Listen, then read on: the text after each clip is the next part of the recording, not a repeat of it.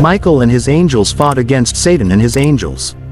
Michael, a name meaning, "who is like God," is the commander of the heavenly host. Elsewhere in the Bible, he is identified as the chief prince. Daniel chapter 12 verse 1. At that time shall arise Michael, the great prince who has charge of your people. And he is also identified as the archangel, Jude 9.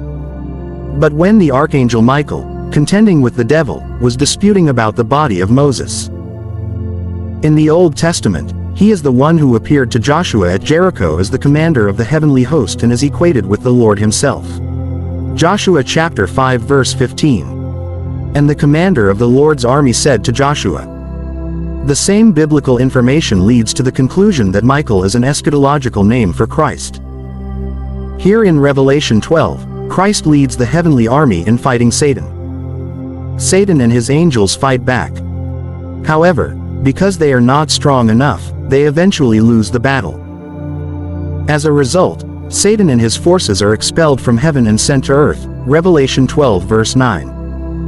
And the great dragon was thrown down. That ancient serpent, who is called the devil and Satan, the deceiver of the whole world, he was thrown down to the earth, and his angels were thrown down with him.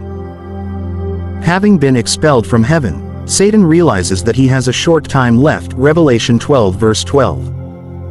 Therefore, rejoice, O heavens and you who dwell in them. But woe to you, earth and sea, for the devil has come down to you in great wrath, because he knows that his time is short. After his expulsion, Satan starts persecuting the church during the prophetic period of 1260 days. Revelation verse 13 and 14. And when the dragon saw that he had been thrown down to the earth, he pursued the woman who had given birth to the male child. But the woman was given the 2 wings of the great eagle so that she might fly from the serpent into the wilderness, to the place where she is to be nourished for a time, and times, and half a time. This period refers to the time of the Middle Ages that started in AD 538 and concluded with the French Revolution in AD 1798. All this shows that the war and expulsion of Satan from heaven portrayed in Revelation 12 verses 7 to 9 took place after Jesus' death on the cross and his subsequent ascension to heaven. Satan was first expelled from heaven at the beginning of his rebellion against God's government.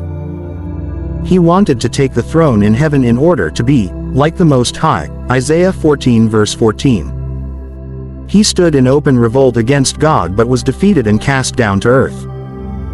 By deceiving Adam, Satan usurped the rule and dominion of this earth. Jesus referred to him as the ruler of this world, John chapter 12 verse 31. Now is the judgment of this world, now will the ruler of this world be cast out. However, after Satan's expulsion, he still had access to heaven. The book of Job portrays him as attending the heavenly assembly before God and making accusations against Job. Similarly, Zechariah saw him in a vision, accusing Joshua the high priest before the heavenly court, Zechariah chapter 3 verse 1 and 2. Then he showed me Joshua the high priest standing before the angel of the Lord, and Satan standing at his right hand to accuse him. And the Lord said to Satan, I, the Lord rebuke you, O Satan. The Lord who has chosen Jerusalem rebuke you. Is not this a brand plucked from the fire?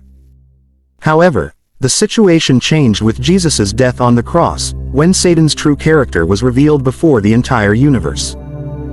At the enthronement ceremony following Christ's ascension to heaven, there was a transference of authority and rule from Satan to Christ when the Father seated him at his right hand in the heavenly places, far above all rule and authority and power and dominion, and every name that is named, not only in this age but also in the one to come. It was then that Christ was proclaimed the legitimate ruler over the earth. This transfer of authority obviously did not take place without resistance from Satan, who once again stood in open revolt against God. At that point, Satan and his associates were forever expelled from heaven. Since that time, Satan and the fallen angels have been confined to the earth as a prison until they receive their punishment. Satan no longer has access to the heavenly courts, and he no longer can accuse God's people in heaven. While the fate of Satan was decided with his expulsion from heaven, his defeat is not yet complete. He still claims lordship over the earth. That is why heaven gives this warning. Woe to the earth and the sea, for the devil has come down to you, having great anger, knowing that he has little time. Revelation 12 verse 12. The reference to the earth and the sea points to the global dimension of this warning. Satan's expulsion from heaven affects the whole earth. Particularly significant in this regard is chapter 13, where Satan's two associates arise out of the earth and the sea to cause the earth's inhabitants to side with Satan in the final crisis. Often, after a person has been humiliated, he pours out his displaced anger upon those closest to him. Similarly, because Satan's authority over the earth was transferred to Christ and because he was expelled from the heavenly courts, he now pours out all his fury on the church.